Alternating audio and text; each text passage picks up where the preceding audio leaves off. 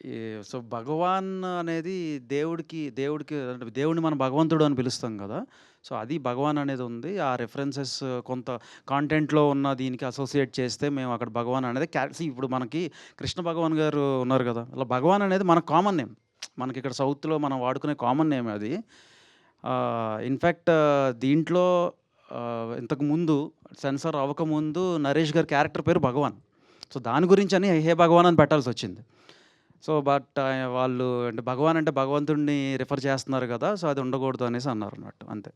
So, cinema చూసినాక చెప్తారా? లేకపోతే ముందు చెప్తారా సార్? సినిమా చూసినంకే. ఆబ్వియస్‌గా చూసినంకే. పేరు భగవాన్ అని ఉన్నప్పుడు వాట్ ఇస్ ద ప్రాబ్లమ్? ఇంక అది సెన్సార్ ఆళ్ళు తీసుకున్న decision we have to oblige అంటే మనకు సిస్టమ్స్ ఇంకా కొన్ని అలా ఉన్నప్పుడు మనం గూడా వి హావ్ టు అబ్లైజ్ తప్పదింక. ఓకే. అంటే ఒకటండి ఒకటి అంటే నేను చెప్పేది కరెక్ట్గా నాకు తెలిసింది నేను చెప్తున్నానండి. అది ఎందుకంటే వాళ్ళు చెప్పింది మా మా నాకు నాకు వినింది ఏంటంటే సినిమా ఎక్స్ట్రాడనరీగా ఉందండి, హిలేరియస్గా ఉంది, ఎంటర్టైనింగ్గా ఉంది. ఎవరన్నా రేపు రిలీజ్ అయిన తర్వాత ఒక కేసు ఏమన్నా పడితే ఇష్యూ ఎందుకండి, ఇంత బాగా సినిమా బ్లాస్ట్ అవుతున్నప్పుడు ఎందుకండి మీకు బాగుంది కదా అన్నట్టే, అంతే నాకు తెలుసు. అంతే. That's all. సుహాస్ గారు నరేష్ గారు ఇక్కడ సార్ ఇందాక మీరు మాట్లాడుతూ మహేష్ గారి ఫ్యాన్స్ ఒక సర్ప్రైజ్ ఇస్తున్నారు. అవును. ఏమైనా వాడారా ఇంటి మహేష్ గారి చూపిస్తున్నారు? లేదు లేదు. అది కూడా చెప్పకూడదు. అది గూడా చెప్పకూడదు. బట్ డెఫినెట్గా అండి మహేష్ బాబు ఫ్యాన్స్ అయితే ఒక్కసారి థియేటర్లో కాగితాలు రూపాయలు విసురుతారని మాత్రం నమ్మకం. ఎంత అది ఎంతసేపు ఏంటనేది వేరే కానీ బిజినెస్ మ్యాన్ అది అది ఈవినింగ్ చూస్తారుగా.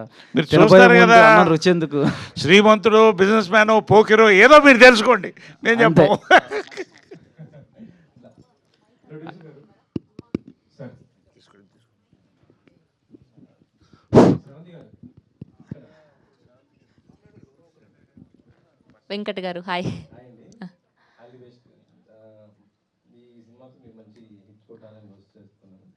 Thank you. ఏదో అంటే సోషల్ మీడియాలో ఏదో మీరు కామెంట్ చేసినట్టు కొద్దిగా అనిపిస్తుంది, ఇండస్ట్రీలో నిలబెట్టుకోవాలంటే కొద్దిగా ఇబ్బంది పడ్డారని ఏదో అడిగినట్టు, ఏంటంటి? ఏదో కమిట్మెంట్ గురించి ఏదో మాట్లాడినట్టుగా వచ్చింది ఒకటి ఎక్కడో. నేనా? ఆ, నేను మాట్లాడలేదు. ఇంటర్వ్యూలో ఎక్కడో ఆహా, మాట్లాడినట్టు. కాదు.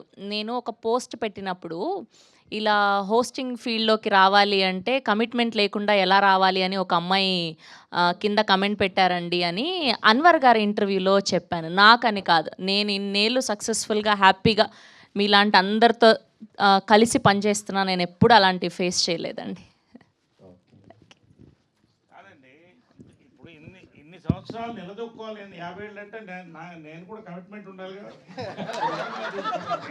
ఆల్రెడీ మీకుంది కదా సార్ కమిట్మెంట్. కమిట్మెంట్ ఉంటే కానీ కమిట్మెంట్ ఇచ్చి ఉంటే కదా మీరే ఆలోచిస్తారు. సార్ ప్రొడ్యూసర్ గారు, చెప్పండి. సార్ వీటి మధ్యలో అంటే వంశీ గారు మంచిగా ఒక చెట్టుకి ఫ్రూట్ అంతా రెడీ అయినాక వచ్చి కరెక్ట్గా మంచిగా ఎలా కోయాలి అవన్నీ చెప్తారు ఆయన. ఆ, ముందు మీకు ఎలాగ అనిపించింది సుహాస్తో మీరు ట్రావెల్ చేసినప్పుడు ఈ బడ్జెట్స్ అన్నీ కూడా కరెక్ట్గా మ్యాచ్ అయ్యాయా? కరెక్ట్గా మ్యాచ్ చేయండి. మేము అన్నీ సూపర్వైజ్ చేసుకొని టైం టు టైం అన్నీ చెక్ చేసుకుంటూ ఉన్నాం. సో వీఆర్ అండర్ కంట్రోల్ అండి. అంటే ఇది ఫస్ట్, నాకు తెలిసి ఇది ఫస్ట్ ప్రాజెక్ట్ మీది. దీని తర్వాత కూడా ఇమ్మీడియట్గా చేయడానికి రెడీ అయిపోతున్నారంటే ఎంత జోష్ ఎక్కడి నుంచి వచ్చింది? అంటే తెలుగులో ఫస్ట్ అయిందండి. కన్నడలో ఆల్రెడీ 3 సినిమాలు రిలీజ్ అయ్యాయి. ఓకే, అందుకనే అంటారా? సుహాస్ గారు, మీరు సెలెక్ట్ చేసుకున్నాక ఇలాంటి ప్రమోషన్స్ ముందు రెడీ ఇలా ఉంటాయని చెప్పి స్టార్ట్ చేసుకుంటారా, లేకపోతే ముందు నుంచి ఒక ప్లాన్తో చేస్తారా సార్? అంటే ఇది కాదు కదండి, అంతకుముందు కూడా మీ సుబ్రహ్మణ్యం సినిమా కానీ అవన్నీ కూడా అట్లనే కదా, చాలా అంటే చాలా ఎక్కువగా ప్రమోషన్స్ పాయింట్ ఆఫ్ వ్యూలో ఉంటుంది. అక్కడికి వెళ్ళాక థియేటర్లో కూడా ఆ రీచ్ దీన్ని ఓవర్ ఎక్స్పెక్టేషన్ అయిపోయి కొంచెం ఇబ్బంది పడ్డ పరిస్థితులు కూడా ఉన్నాయి. ఇంత ప్రమోషన్ అయితే ఏ సినిమాకి చేయలేదు సార్ నాకు తెలిసి కదా. అదే అంటే ఈ సినిమా మీద అంత నమ్మకంతో ఉన్నాం, అన్ని స్క్రీన్లు నాకే అర్థం కావట్లేదు ఇది ఏంటి నిజమా కదా. పొద్దున యూఎస్ఏ డిస్ట్రిబ్యూషన్ అతనితో కూడా మాట్లాడితే ఏం చేస్తున్నారు అంటే యాడ్ చేసుకుంటూ వెళ్ళిపోతున్నాం అంటే